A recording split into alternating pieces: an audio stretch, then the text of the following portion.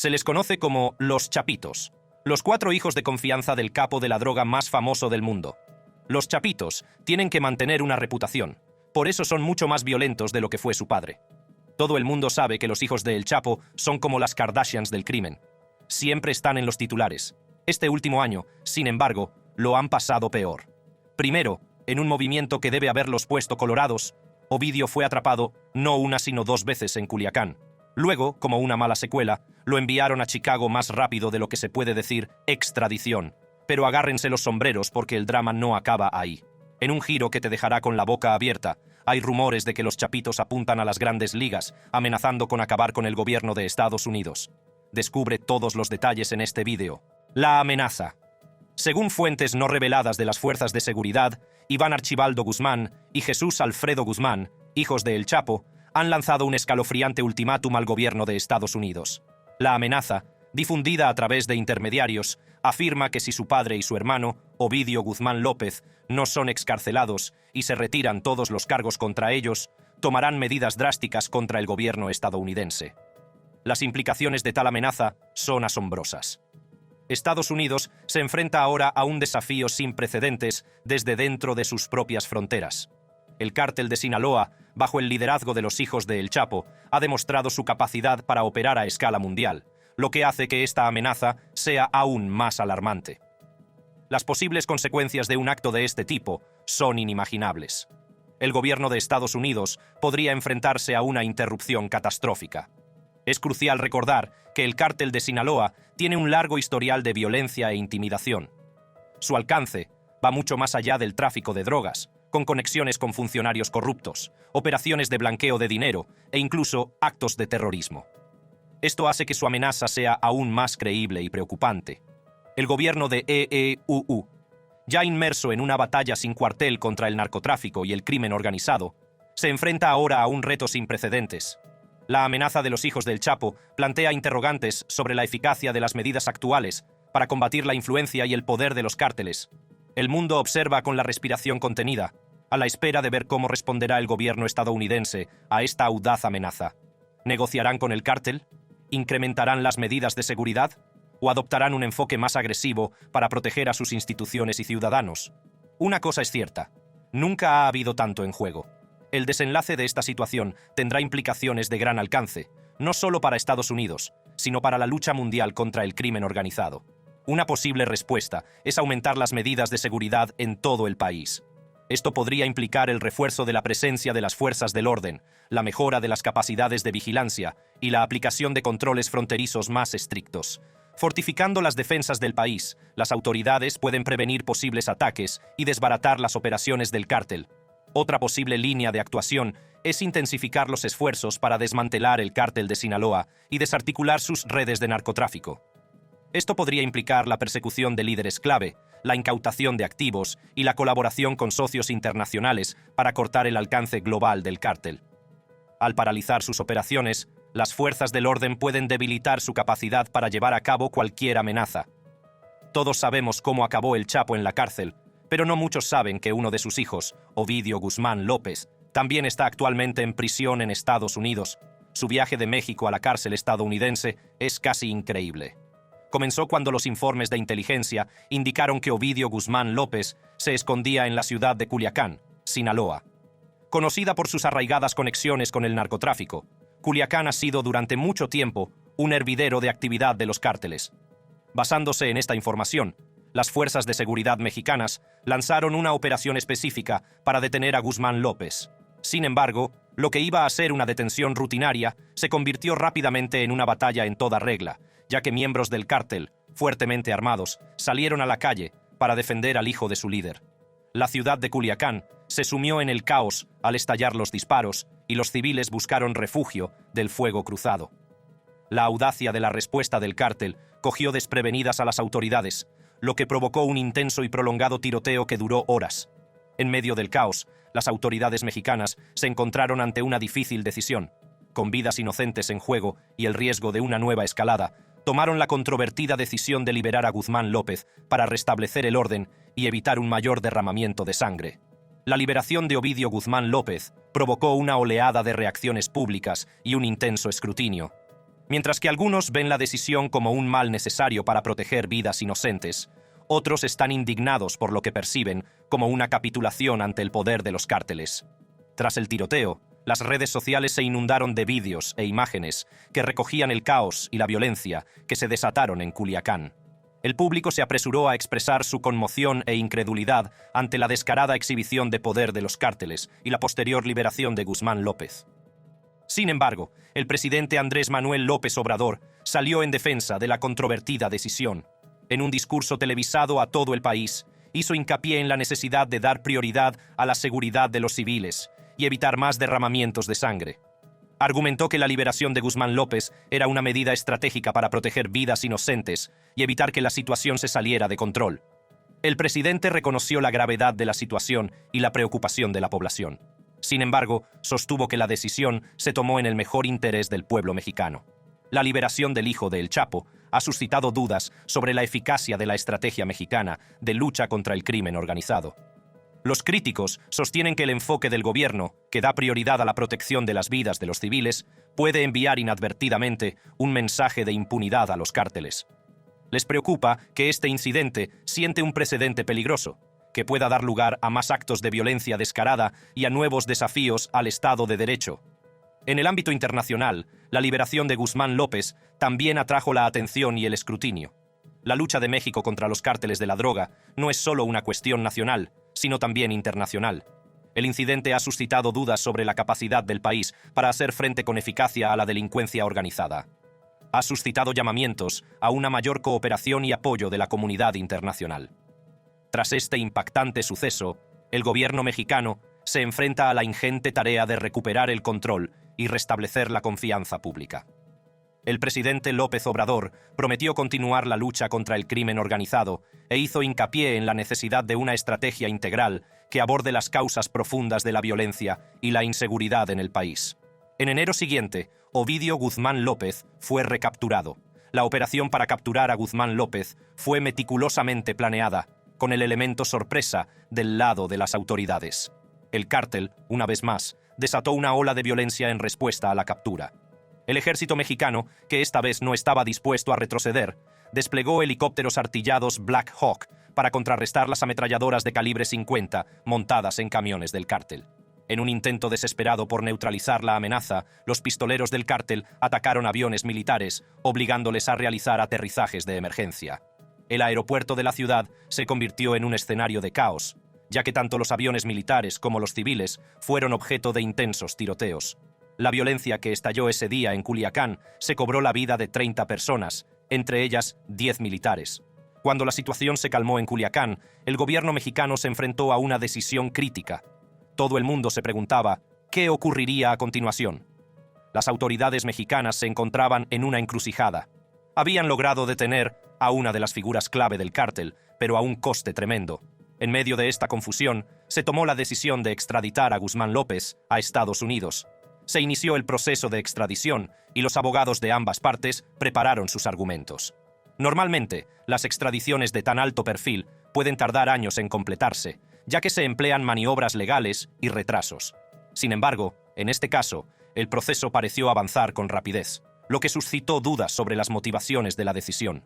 Algunos especularon con que el gobierno mexicano facilitó la extradición para apaciguar a los miembros conservadores del Congreso estadounidense, que habían planteado la posibilidad de una intervención militar si México no tomaba medidas más enérgicas contra el narcotráfico.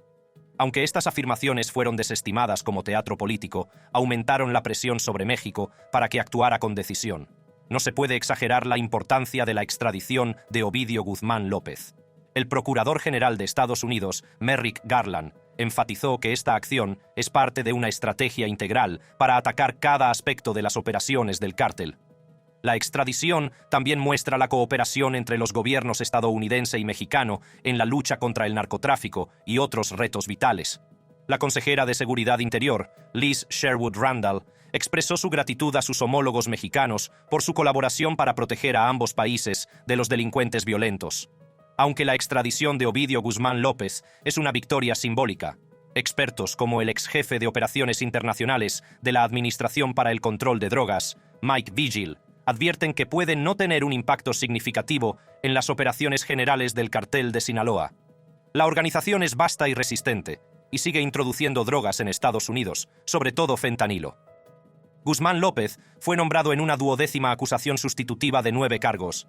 Los cargos alegaban que Guzmán López había participado en una empresa delictiva continuada de tráfico de drogas desde aproximadamente mayo de 2008 hasta al menos el 21 de octubre de 2021.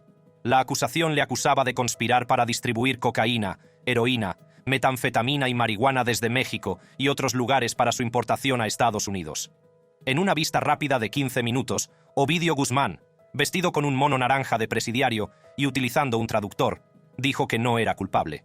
La próxima cita con el tribunal está prevista para finales de este año. Los chapitos.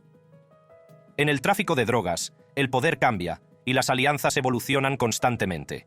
Y tras la extradición de Joaquín El Chapo Guzmán, se produjo un cambio sísmico en el seno del cártel de Sinaloa. Este cambio marcó la aparición de una nueva fuerza, una fuerza que remodelaría el imperio de la droga. En los meses siguientes a la extradición de El Chapo, estalló el caos en su estado natal, Sinaloa. Agentes de la policía local fueron asesinados a tiros a plena luz del día, mientras que otros desaparecieron sin dejar rastro. 13 agentes en total perdieron la vida o desaparecieron, y el cártel de Sinaloa se apresuró a reivindicar su autoría. Pero tras esta ola de violencia, se escondía una nueva generación de narcotraficantes, los hijos del propio Chapo. Conocidos colectivamente como los Chapitos, estos 4 hermanos fueron tachados en su día de principitos con derechos, más preocupados por presumir de su riqueza en las redes sociales que por el duro trabajo de transportar toneladas de cocaína a Estados Unidos. Pero a medida que se asentaba la polvareda, quedó claro que no había que subestimar a los Chapitos. Los Chapitos resucitaron el imperio de la droga de su padre, insuflando nueva vida a un negocio que se tambaleaba tras el encarcelamiento de El Chapo. Pero no se detuvieron ahí. Diversificaron el negocio, abrazando una nueva línea de drogas sintéticas, y su apuesta inicial por el fentanilo resultó ser revolucionaria. El fentanilo se convirtió en su arma preferida. Esta droga altamente adictiva y mortal ayudaría a sobrealimentar una epidemia de opioides que situaría a los Chapitos directamente en el punto de mira de los agentes antidroga estadounidenses. El impacto de su imperio del fentanilo en Estados Unidos ha sido devastador. Casi 200 estadounidenses perdían la vida cada día por sobredosis de fentanilo en el punto álgido de la epidemia. El gobierno de Estados Unidos se ha dado cuenta, ha presentado nuevos cargos contra los Chapitos y ha aumentado las recompensas por su captura a $10 millones por cada uno. Su condición de capos de la droga más poderosos y buscados del mundo se consolidó. Pero, ¿quiénes son estos hermanos y cómo llegaron al poder dentro del cártel de Sinaloa? Nacidos en el seno de una de las familias de forajidos más ilustres de México, los Chapitos crecieron en un mundo de lujo y excesos. Alardeaban de su riqueza en las redes sociales, mostrando sus tigres mascota, sus Ferraris e incluso un AK-47 dorado. Pero detrás de su llamativa fachada se escondía una astuta mentalidad empresarial que transformaría el panorama de la droga en México. Tras la fuga de El Chapo de una prisión de máxima seguridad en 2001, los hermanos adoptaron un enfoque práctico del negocio familiar. Edgar, el mayor de los hermanos, se abrió camino creando sus propios contactos y haciendo sus propios negocios. Sin embargo, su vida se truncó trágicamente en 2008 durante un violento enfrentamiento entre facciones enfrentadas del cártel de Sinaloa. Tras la prematura muerte de Edgar, los 4 hermanos restantes se hicieron cargo de la empresa. Iván, Jesús Alfredo, Joaquín Jr. y Ovidio no tardaron en demostrar su valía, manejando el tráfico de drogas con precisión y astucia. Una de sus estrategias clave fue descartar la idea tradicional de que los capos de Sinaloa solo debían vender drogas a extranjeros. Los Chapitos adoptaron un enfoque diferente, colocando a los traficantes en las esquinas de Culiacán, la capital de Sinaloa. Esta medida les permitió establecer una presencia directa en el mercado local de la droga, eliminando intermediarios y maximizando sus beneficios. Pero sus ambiciones no se detuvieron ahí. Los Chapitos reconocieron el potencial de las drogas sintéticas, en particular del fentanilo. En 2008 empezaron a contrabandear precursores químicos desde Argentina y a experimentar en México con la producción de metanfetamina. Esto marcó el inicio de su transformación de México en un importante centro de producción de fentanilo.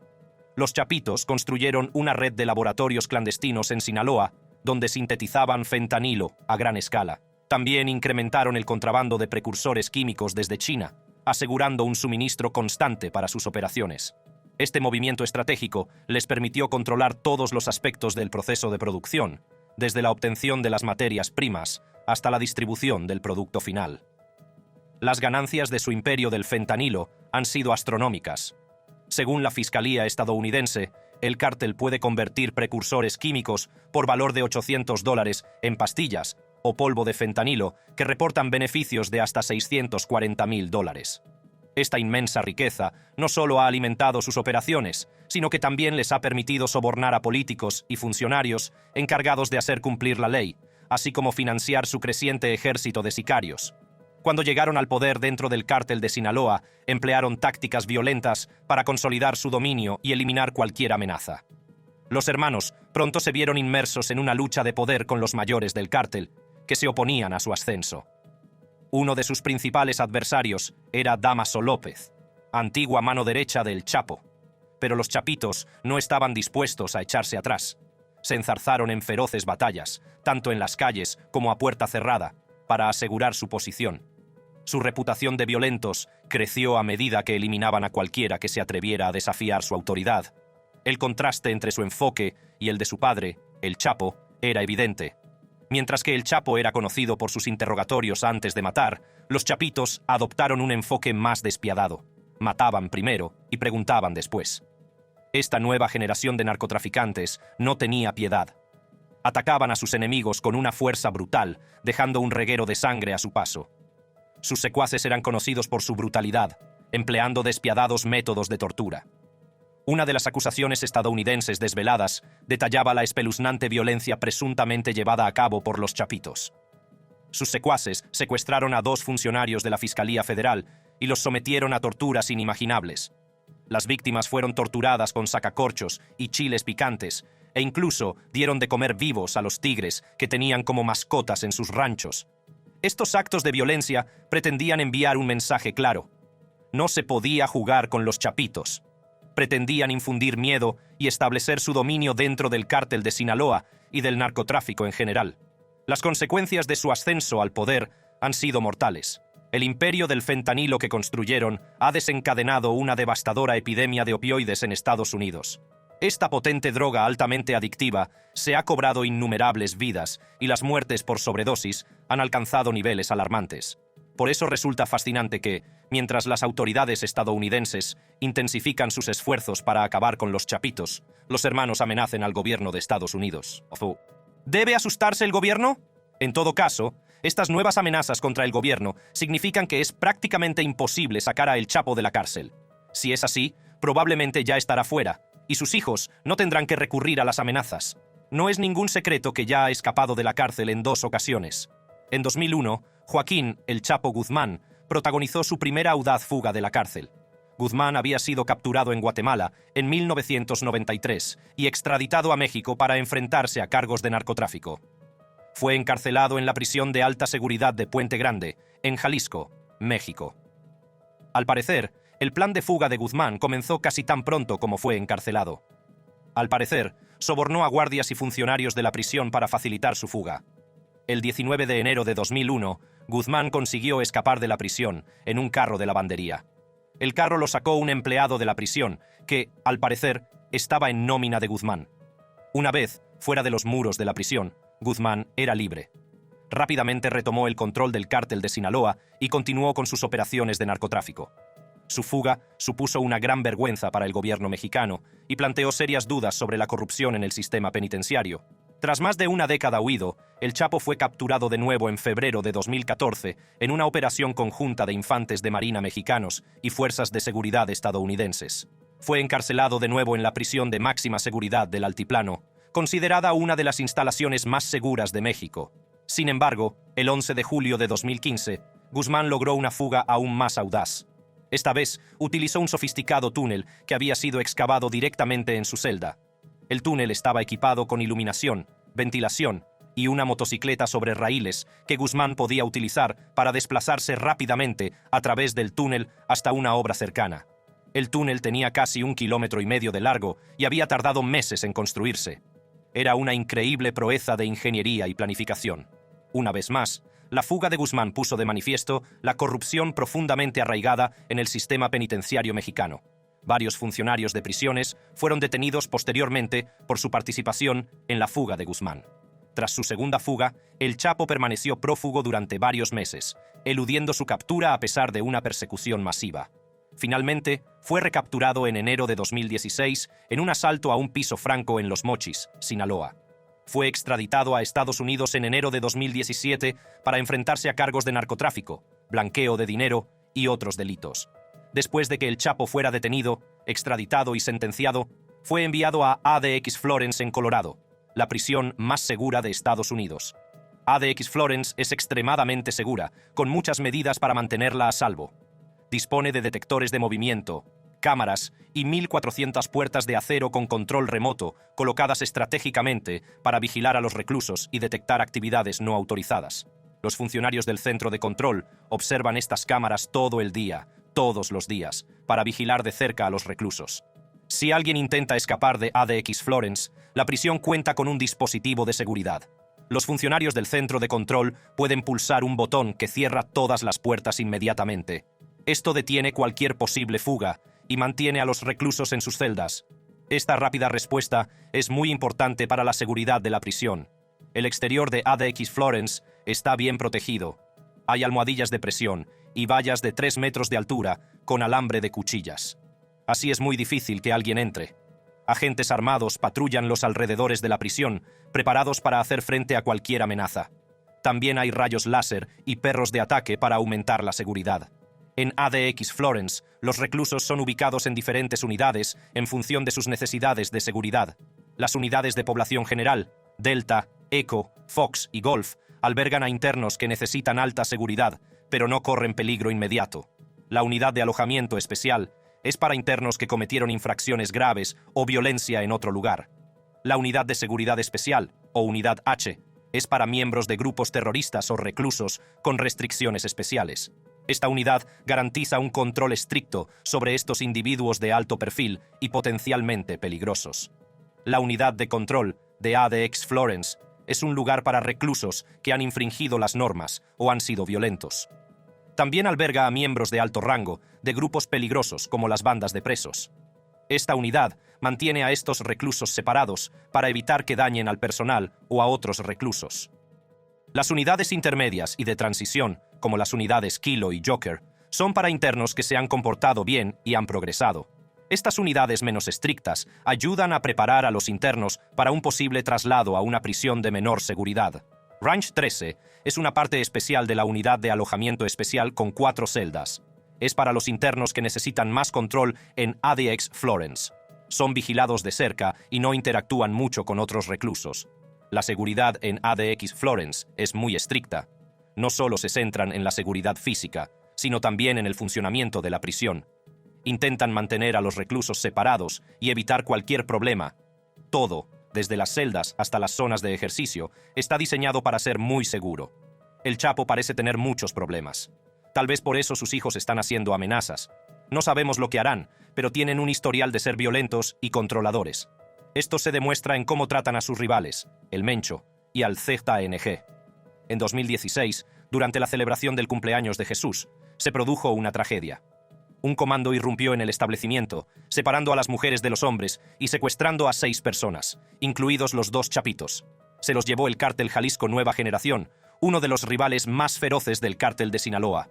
En lugar de sucumbir al miedo y la incertidumbre, los chapitos se embarcaron en una búsqueda incesante de sus hermanos desaparecidos. Estaban decididos a encontrarlos, aunque para ello tuvieran que recorrer grandes distancias y descubrir peligrosos secretos. Fue durante esta búsqueda cuando se toparon con posibles vínculos con la familia de El Mencho, una facción rival liderada por Nemesio Oseguera Cervantes, también conocido como El Mencho. Sin saber cómo abordar la situación, los chapitos decidieron reunir pistas concretas que les condujeran a la residencia familiar de El Mencho. En un movimiento meticulosamente planeado, los chapitos enviaron un escalofriante mensaje a su familia rival, un mensaje que demostraría su determinación y poder. Utilizando su extensa red de informantes y contactos en los bajos fondos, orquestaron cuidadosamente un ataque a la casa familiar de El Mencho. Vestidos de negro y armados hasta los dientes, un grupo de sicarios de chapitos se acercó a la residencia familiar de El Mencho con sigilo y precisión. Rompieron ventanas, dejando tras de sí un mensaje intimidatorio. Este acto descarado dejó claro que los chapitos estaban dispuestos a todo para recuperar a sus hermanos. El mensaje destacaba su conocimiento de los movimientos, conexiones y lugares ocultos de El Mencho. Fue un desafío directo a la autoridad de El Mencho que intensificó el conflicto entre los dos cárteles rivales. Pero, ¿cómo consiguieron los chapitos información tan precisa sobre la familia de El Mencho? ¿Quién les ayudaba en su búsqueda de venganza? La respuesta está en la sorprendente revelación de un alto funcionario público que colaboraba en secreto con el cártel de Sinaloa. Este funcionario, encargado de proteger a la sociedad, compartía información confidencial sobre las investigaciones en curso, las identidades de los agentes encubiertos y los lugares de las operaciones. Su colaboración permitió a los chapitos ir un paso por delante de sus enemigos, evadiendo a las autoridades y metiendo el miedo en el cuerpo a sus rivales. Como líder de una de las organizaciones criminales más poderosas de México, El Mencho sabía que su posición estaba en juego. Comprendió que era necesaria una estrategia cuidadosamente diseñada para responder a las amenazas de los chapitos. El Mencho convocó una reunión con sus colaboradores más cercanos y expertos en seguridad para planificar su siguiente movimiento. Reforzando la seguridad de su residencia y mejorando las medidas de protección para su familia, El Mencho envió un claro mensaje a sus rivales de que no se dejaría intimidar fácilmente. Aprovechó este incidente para reevaluar su red de informadores e identificar posibles infiltraciones que pudieran poner en peligro su organización. El Mencho estaba decidido a no permitir que sus enemigos se infiltraran en sus filas o consiguieran una ventaja estratégica sobre él. Internamente, tomó medidas drásticas para asegurar la lealtad y la disciplina dentro de su organización, sabiendo que los chapitos podrían explotar cualquier debilidad. Tras conversaciones secretas e intensas discusiones, ambos grupos llegaron a un acuerdo. Los chapitos, que habían sido secuestrados por El Mencho, serían liberados. Este acuerdo pretendía mantener la paz y evitar una lucha a gran escala entre las dos facciones. Ambas partes comprendieron el poder que tenían y las posibles consecuencias de una guerra total. Sin embargo, es importante señalar que esta paz aparente es un equilibrio delicado. La rivalidad y el resentimiento acumulado entre los chapitos y la familia de El Mencho no pueden desaparecer de la noche a la mañana. El futuro sigue siendo incierto y la tregua entre estas dos potencias del narcotráfico puede ser solo temporal. Ya hemos visto cómo se enfrentan los cárteles rivales. Sin embargo, el gobierno de Estados Unidos se encuentra en un nivel completamente nuevo en comparación con el submundo criminal. Algunos han sugerido que tal vez los chapitos van de farol. Las fuerzas del orden se enfrentan ahora a la ingente tarea de formular una respuesta. El resultado de esta situación de alto riesgo marcará el futuro del narcotráfico. El mundo está expectante, a la espera de ver cómo se resuelve esta amenaza sin precedentes. Si le ha gustado este vídeo, haga clic en la tarjeta que aparece ahora mismo en su pantalla para ver más vídeos.